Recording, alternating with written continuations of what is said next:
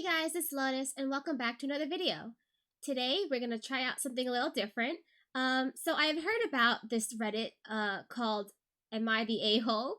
I have read a few of them in the past, but I thought it'd be really cool to maybe look at some posts and analyze them and just talk about what we think. I think it's fun to really hear other people's opinions, read what other people think about a situation and see if they match what you would do or if they would do something different. And, you know, everyone can agree to disagree, but it's just fun to, see how people deal in certain social situations and whether or not they are right or wrong. So, I figured let's just look at the hot topics, the hot posts on the Reddit for now. If we do more in the future, then maybe we can look for specific topics. But for now, we'll just go really general, start from the top. So, let's see. Okay, so this is the main page of the Am I an A-hole Reddit. So let's see. Okay, so I think we'll do one where it hasn't been determined yet, and then we'll look for one where the person is labeled not an A-hole, and then one where the person has overwhelmingly been decided to be an A-hole. I think it'd be fun to see 3 different outcomes. Okay, so let's do the first one. It was posted 4 hours ago. Okay. It says, am I the a-hole for telling my brother and his wife they were out of their minds for asking me to not celebrate my daughter's birthday? Now, just from the title of it, it doesn't make sense. Why would you not want to celebrate? Why would they tell you that, right? So let's read it, read the post and see what's it all about. Okay. Me and my brother's wife have a dreadful relationship, but we're cordial as we can be. We were both pregnant at the time, but she went into labor early, and the baby was taken to the NICU with serious health issues. Oh dear. I kept checking on my brother daily. He was so worried and couldn't eat or sleep properly for an entire week, while his wife literally kept posting pictures of their daughter on Facebook and gleefully saying she defeated me and had the first grandchild. What the heck? She meant to be hurtful, but I took no offense because I understood she was trying to stay positive in bad circumstances. The day my daughter was born, my brother called me and my husband crying, saying his daughter was gone hours ago. We were devastated for him and my sister-in-law. There were many things I couldn't do because I was afraid my sister-in-law was going to feel hurt.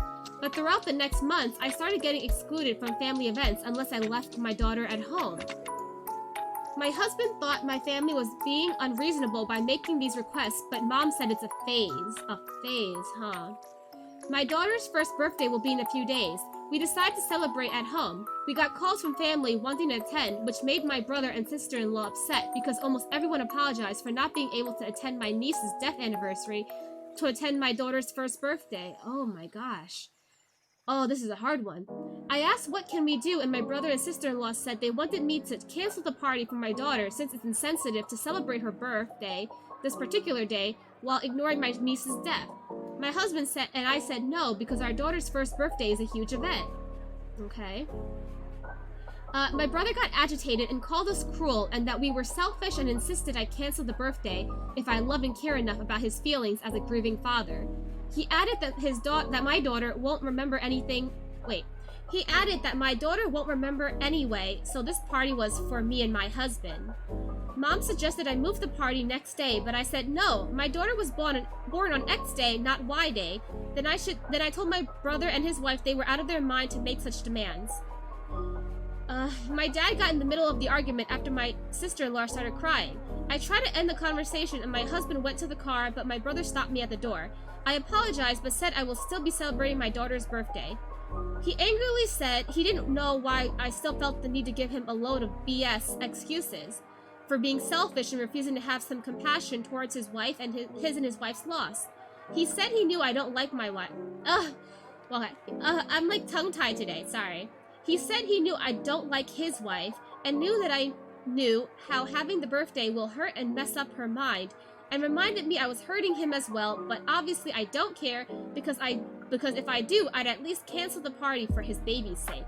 He wrapped up by saying he won't ever speak to me if I go through with my plans. He gave me the most guilt-tripping look I've ever seen, then left. It was bad, and I can't help feeling guilty. My husband is insisting we have the party and keeps telling me we have nothing to feel guilty about. Okay.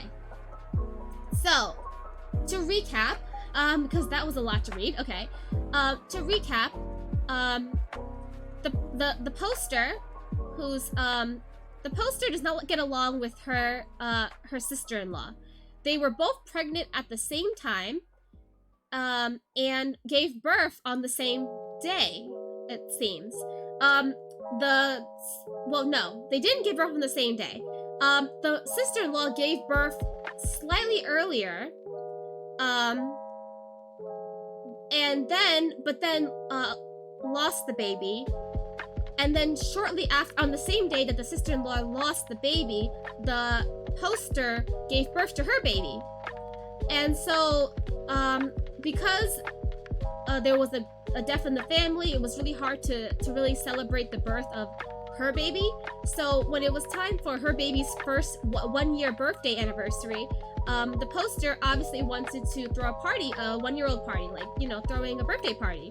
But because it happened to be the same day that the sister-in-law lost her baby, the sister-in-law and the poster's brother demanded that they not have a birthday for their 1-year-old baby, because it would be insensitive. So I'm gonna just go through it and I guess give my thoughts first, and then we can look at what some other people commented, right? Okay, so number one, we know that they don't get along, right? We already know that. So there's already gonna be a little bit of bad blood between them, no matter what happened. So they were both pregnant at the same time, and the sister-in-law went into labor early, right? So, you know, they were worried because the baby was having health complications. But the poster seemed to just be giving their well wishes, hoping that the baby was okay. And the sister-in-law, it says here, kept posting pictures of their daughter on Facebook and gleefully saying she defeated me and had the first grandchild. So there's already like this, again, there's bad blood between the sister-in-law and the poster. And the sister-in-law already is bragging that she gave birth first. So, like, she was already kind of like, I guess, being the first one to antagonize the other. And, you know, it says the poster here just tried to stay positive in these circumstances and gave her the benefit of the doubt since the sister-in-law's baby was sick. And then here it says that the day that the poster's baby was born, the sister-in-law's baby passed away. So, of course, you know, to be sensitive to the situation, they didn't really celebrate the birth of her baby, so that in order for the brother and the sister-in-law to grieve for their baby. But then it says here, months after the unfortunate event occurred, they were being asked to leave their daughter at home in order to attend family events. That seems really, really unfair and unreasonable, because you can grieve. I feel like you can grieve, but you can also be happy for others. It's not mutually exclusive. Like, if you're family, you should be happy that that your relative also had a chance, you know, has a baby, especially since you were both pregnant at the same time. So you should feel even closer, technically.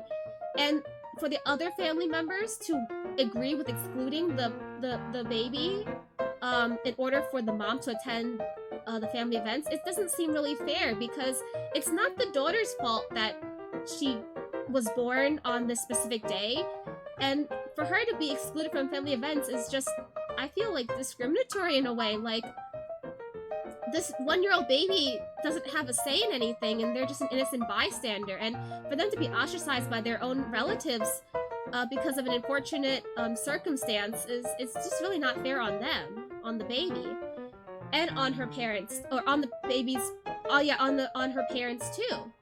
Now, here it says that so the poster's baby's first birthday is coming up, right? And you think, yeah, first birthday is a really important occasion. It's like the first birthday that they're celebrating. And because the sister-in-law's baby passed away on the same day, they don't want them to hold a birthday celebration for their 1-year-old daughter.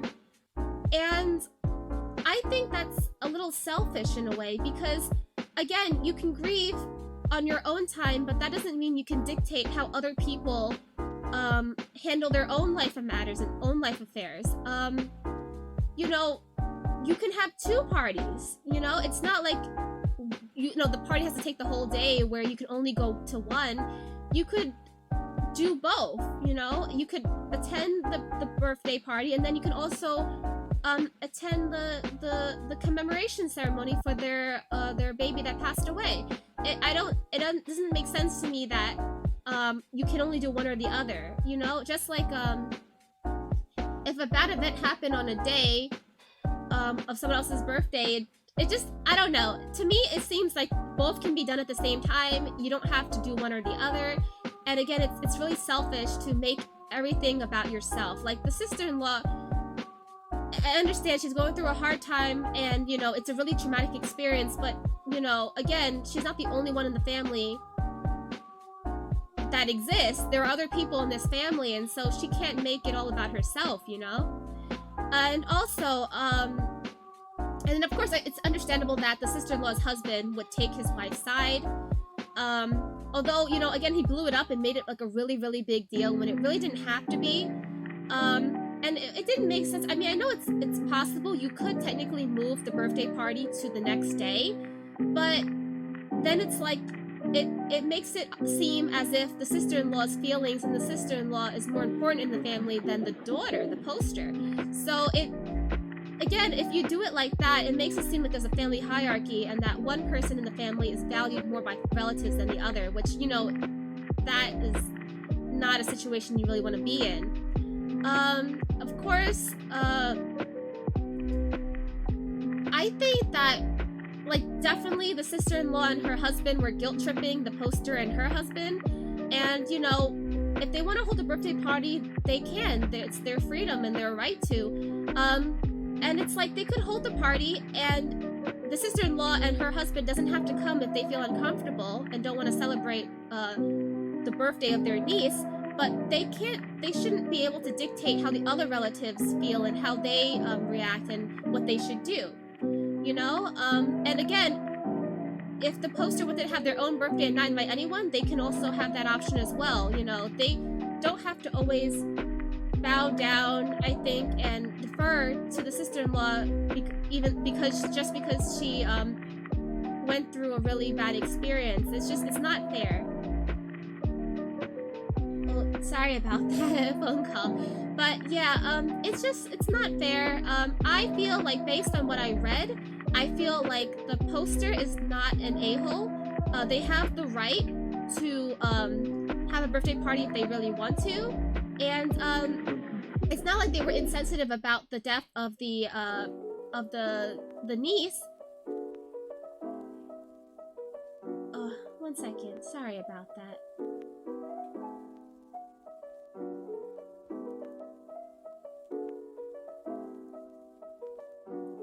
Sorry about that, voicemail. Okay, hopefully that wasn't distracting. Yeah, where was I up to? Oh yeah, so the poster was really mindful about the grieving period that the sister-in-law was going through, and didn't really rise to any of the jabs that the sister-in-law made about, oh, I gave birth first and stuff like that. Like, also, that's really petty to say something like that, you know? So, yeah, I feel like the poster and their husband have every right to hold the birthday party if they want to, and can invite who they want. And if the sister-in-law and the brother don't feel comfortable going, then they don't have to, you know? And of course, again, they can celebrate both and commemorate both occasions on the same day. It's not like the party's gonna take all 24 hours of the day, you know? So, yeah, that's my opinion. Again, you can agree or disagree. Everyone's opinion is valid. Let's see what some people thought in the comments. So it says here, did anyone leave comments? Let's see. Okay, so this person says, not an a-hole. What happened to them is very sad, but they don't get to wreck your daughter's birthday every year because something happened to them on that day. Oh yeah, it's true.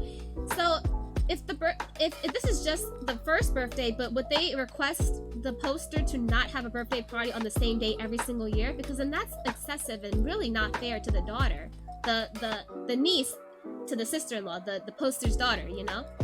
If you let them call the shots now, it will set a precedent that their dead child is more important than your living one and always will be. And that could have serious mental health repercussions on your daughter as she grows up. That's a really valid point. I agree. It would definitely set a precedent because if it happens one year, they might say, well, this happened last year, so we got to go along the same way again this year. So definitely, I agree with this post, the way they worded it. You stated that your family has been excluding you from events unless you don't take your daughter. Then they're trying to guilt trip you into not celebrating her birthday and threatening to cut contact if you go ahead with the birthday celebration. Go ahead with it. It sounds like you'll be a lot happier without these people butting into your lives. I know it's really hard to cut off family, but sometimes you gotta put your foot down and you know, do what you think is right and what's best for your own immediate family, even if it causes conflict with your extended family, because at the end of the day, you know, it's your daughter and you want to do what's best for her and have her best interest in your heart, and you can't bow down to what your relatives say just because, you know, they threaten to be excessive and cut you out. But then if that's what they say, then that means that they really don't care about your own feelings. They only care about themselves, and they don't care about what other people think. And, you know, so yeah, I agree with this post too. Let's see. They're going to punish this little girl forever for the crime of being alive if OP doesn't say enough is enough now. Anyone who thinks denying her daughter's existence is acceptable needs to be cut off. Sympathy for grief can extend to unreasonable demands and tolerating hatred towards innocent parties. Their chosen coping method is unhealthy, irrational, not beneficial, and should not be indulged, not the a-hole. Definitely agree with everything they said. Again, to reiterate, you can't let the sister-in-law just completely pretend and convince the other relatives that, oh, because of the death in my family, your daughter has to suffer from the repercussions of that, and that she can't exist in the family because mine can. And who gathers to relive the anniversary of a death of an infant? It's not a thing. That would never be a thing in a healthy family. The fact that they are even planning this and actively trying to compete with you for family attendance on what has to be your child's first birthday party can only be their ongoing attempts to erase your daughter and focus on their daughter, which they have been doing since even before she was born, when their daughter was in the NICU. Firstly, there is no such thing as an anniversary of a wake or anniversary of a death of an infant that families gather to celebrate. Not even royal families would do this. They are inventing that event so as to deny your daughter her first birthday. Secondly, they won't move on until they are able to focus on living and stop trying to erase the living and relive the dead. Thirdly, your sister-in-law needs therapy, desperately, and I would be very concerned about the safety and well-being of your child until she stops actively trying to erase her and replace her with the dead. Edit. I guess this is a thing with some cultures or some families. For example, to have a church service or other memorial of the Day of the Dead. I have never heard of a party family gathering style memorial before. I apologize if I was mistaken. Edit 2. Thank you so much for sharing your customs and family traditions in the post below. Okay. So again, this is also interesting. I also am not knowledgeable about family memorial services, like how often it would occur and at what times it would occur.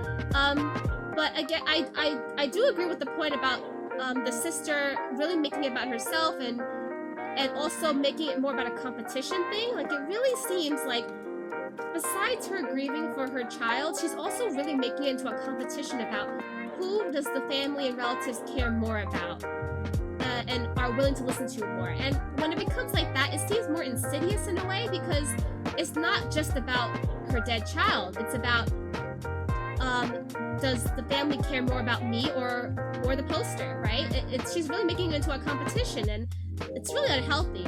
I agree that the sister-in-law should really maybe see someone, talk to a counselor or something, and she can work out these feelings of grief and loss and do it in a healthy and constructive way instead of taking it out on the poster and, you know, her extended family. Yeah. So I'll just read a few. So overall, I think that this poster is not an a-hole for wanting to have a birthday party.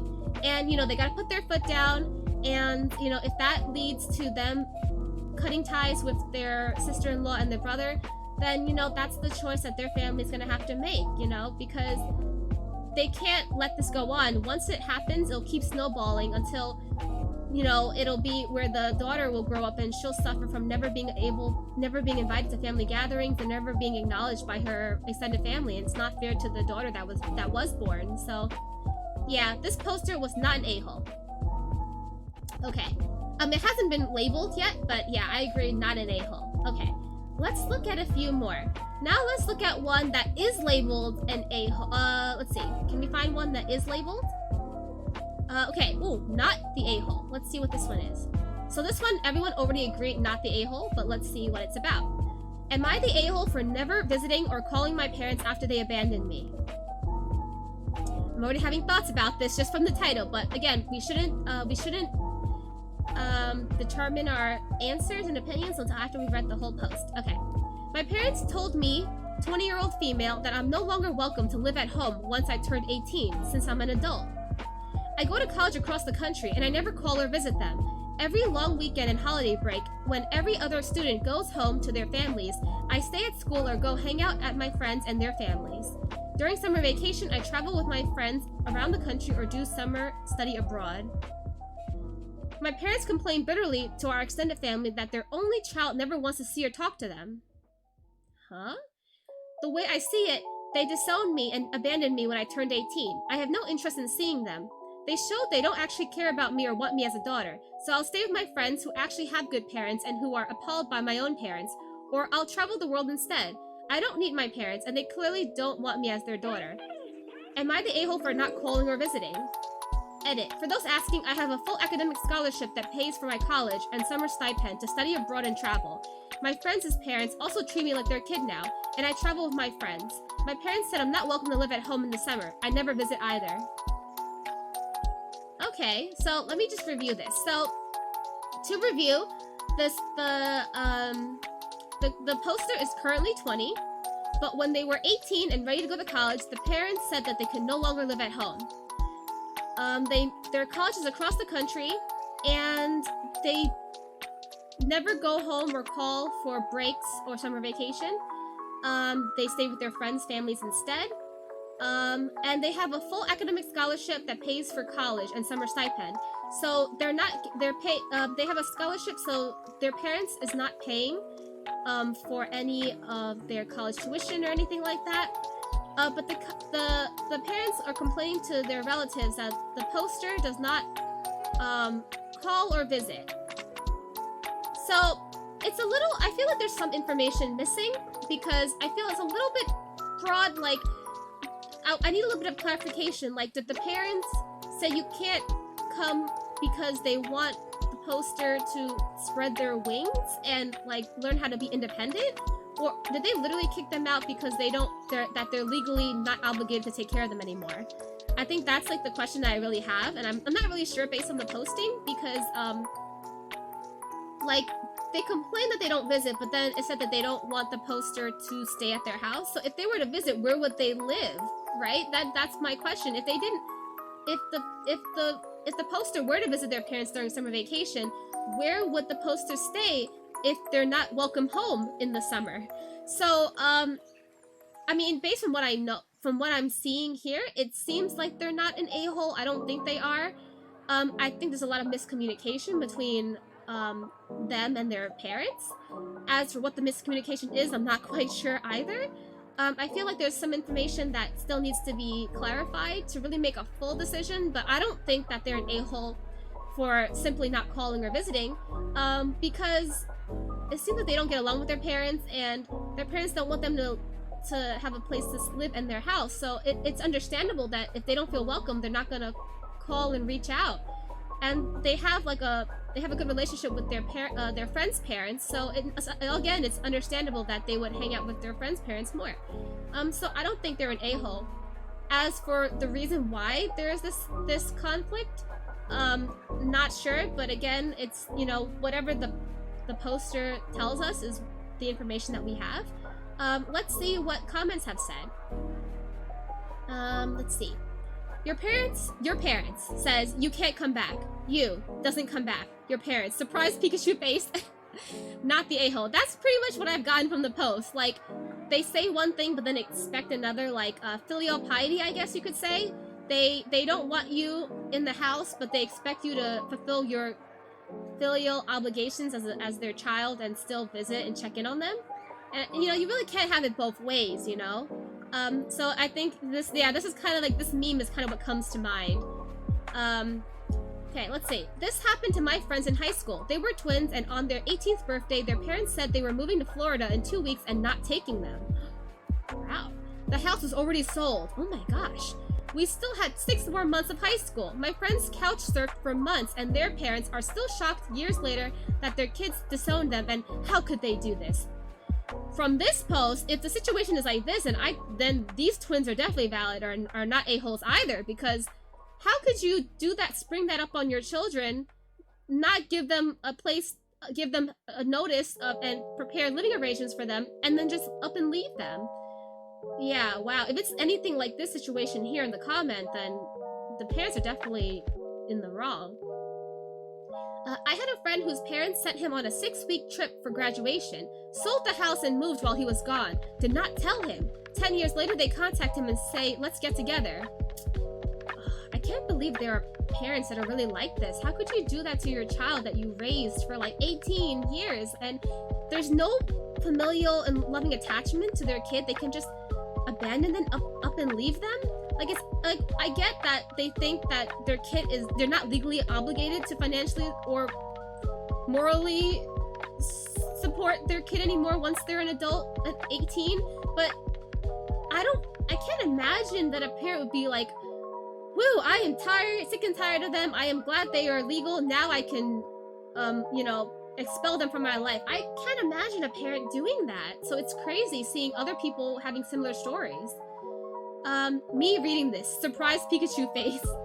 Right? 18 years later, hey man, I wish we never had a child. Let's ditch this responsibility immediately since we're legally able to now. Like your child is a mortgage. Yeah, they get angry when nursing home time comes and the child sends back the bill they sent for them to pay as confetti. Wow, wow, this is more common than I thought then, huh, let's see. My mother spent so much of my childhood from like age 6 and on, like grooming me for this. She would constantly ask if I could never move away and live with me forever.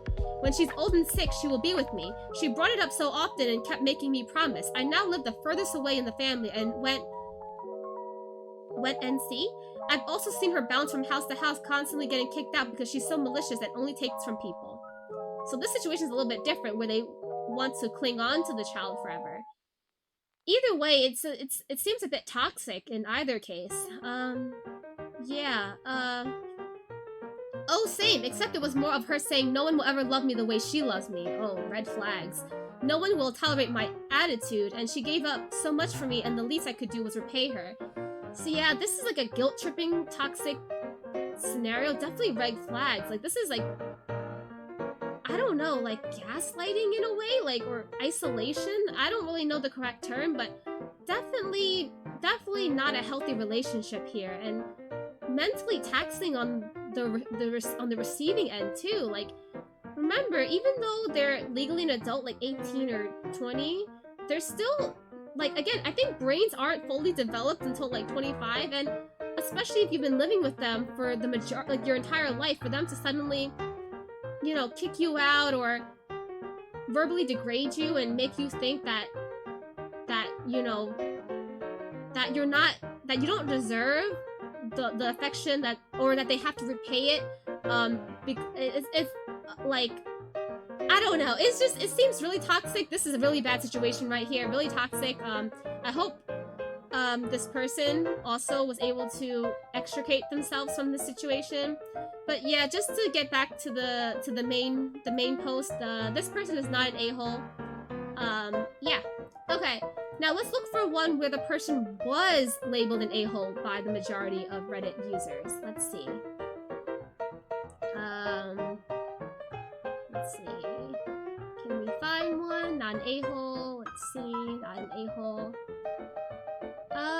We could do this one. Let's see. This one is labeled a-hole, so... am I the a-hole for ordering tequila shots for my work colleagues at Friday lunchtime? Can you even... Is that even, like... That doesn't sound ethical at all, just from the title. I don't think you should really be drinking tequila shots during lunch in the middle of the day, because you have to go back to work after this. Okay, let's see what the poster has to say. I, 26-year-old male, work in a busy lab, medical diagnostics. If you're working in a lab, you really should not be drunk during the day. And every Friday we go as a team, 6 to 7 people, to a local sports bar to have a team-building lunch on the boss's company card. Yesterday, our boss was swamped with deadlines, but said the rest of us could go anyway, as long as we paid for any alcoholic drinks ourselves. Usually, the boss plus 1 to 2 other people will order a small beer with their lunch, so I have consumed alcohol on the clock before in this job. I was even thinking that without the boss there, I might order a big beer this time. When we arrived though, me and my work bro, 25-year-old male, were drawn to a new offer the bar had on tequila shots, 5 for $10. In our defense, we had just had a very stressful morning, so we proposed to the team that we buy a single round of shots to commemorate it. A couple of our colleagues were a little reluctant, but after a little convincing, we were soon toasting to a morning of hard work. That's when my work bro proposed we order a second round of shots. I have a pretty high tolerance to alcohol, so it was no problem with me. I knew for a fact we have a couple of lightweight colleagues. For example, a diminutive Asian lady who rarely drinks, 23-year-old female, but we still managed to convince the rest of the table to drink with us a second time. After that, the 2 females with us tapped out, but the 3 remaining guys, myself included, decided to split 10 further tequila shots. Oh my god, that's so much. I don't know much about alcohol, but that seems like a lot, especially when you're still on the job. In our defense, as far as team building goes, the outing was a roaring success. I think I learned more about my colleagues in those 1.5 hours than I have in the last 2 years. Unfortunately, when we got back to the office, our boss could smell the tequila on my breath. My work bro very stupidly decided to be honest and told him that some of us had 5+ shots of alcohol at lunch. My boss's face turned bright effing red, and he told us all to go home immediately, and that it was not safe for us to be working in the lab while inebriated. I calmly explained to him that I in fact still felt very sober. I have a very high tolerance, remember, but he wasn't having it. I'm genuinely worried about what's going to happen on Monday morning. The 2 female colleagues called me and my work bro a-holes for taking it too far and getting everyone into trouble. I see their point of view, but on the other hand, we did have a really good time while at the bar. Help us out, Reddit. Who is the a-hole here? Edit. Oh my gosh. I'm honestly shocked by the margin of the a-hole verdict. All we did was have a little fun within our own very well-tested limits. I showed this post to my work bro, and it's safe to say we're going to have a few shots tonight to hopefully forget all about this and move on. Okay, I'm just gonna say right away that this person is an a-hole, so is their work bro. This was a really a-hole move. They really should not have done this. Number 1, this person works in a busy lab, medical diagnostics. They work in a lab, which is really with very sensitive materials, I'm assuming. So you definitely should not be drunk or inebriated in the middle of the workday. And especially it's a team lunch. You have to, team lunch, maybe 1 glass of wine or something, or a beer, but tequila shots are straight alcohol, aren't they?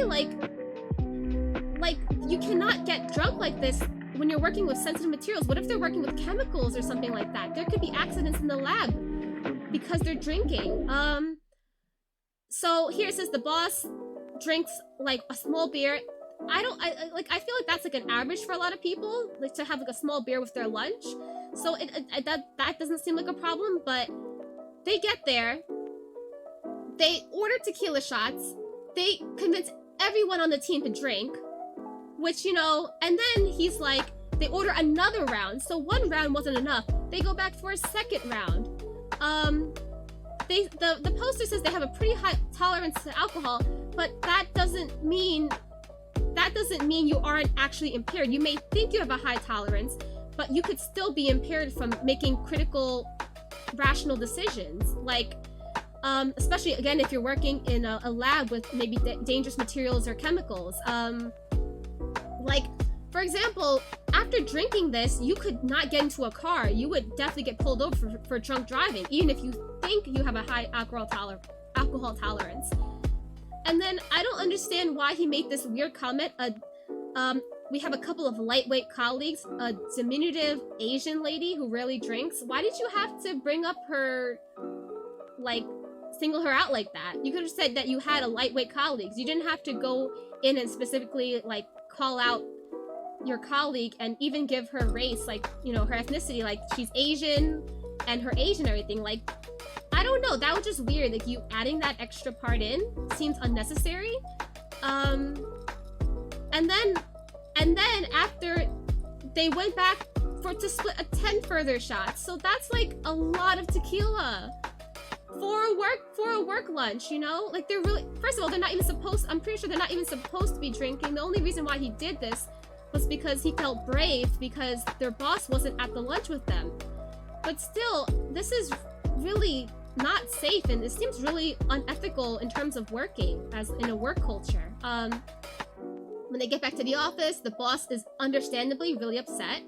At least the work bro was honest about it, because I mean, even if they weren't, I'm assuming the boss could tell because their breath stunk of alcohol, and like I'm pretty sure their face would have been flushed.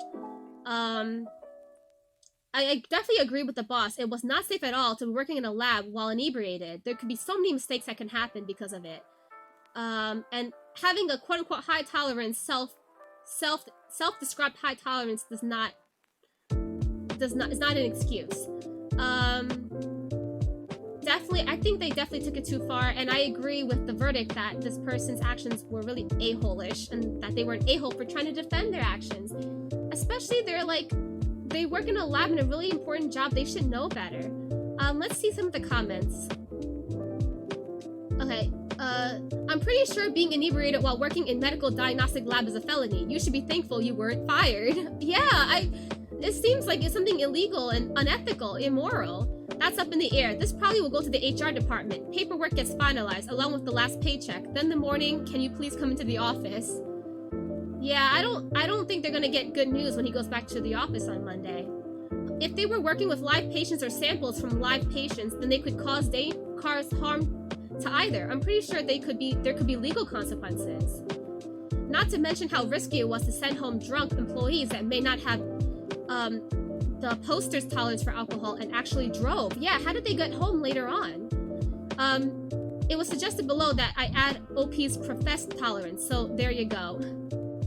Where I live, you can legally have a beer for lunch, but we never finish them. Can't imagine trying to down a shot and then go back to the office. Totally nuts. That's after work stuff. Let alone 5+ shots of tequila. As the work bro said, they must have reeked so badly. At 2, I was already raising my eyebrows. 5? In the middle of the day at work? And OP claims he was fine. Someone is an alcoholic in denial. And like most alcoholics in denial, OP is stalwart in his belief that he did nothing wrong or out of the ordinary. YTA, YTA, YTA. And OP doubled down with their edit. I can handle my drink, bro. It's fine, bro. Don't worry, bro. I can still work even though I've got X number of shots in me, bro. F off. You're not a professional. I mean, I thought this was a post from the 70s when this was an acceptable culture, but not the 2020s. Anyone who's drunk 5 shots essentially before going to work is an absolute moron. Sort your life out, OP, or just drink till you forget you even had a job. So it looks like the consensus is that this person's actions were very, very, unwise. Very unwise decisions, yeah. Very dangerous, too. Especially, like, how did they go home after drinking all of this? They could have gotten into an accident if they were driving. I hope they all took, like, public transport or, like, a cab home, because I can't imagine if they were driving home after this. They could have really hurt someone on the street. And they could have hurt themselves, too. Never put yourself in this type of situation.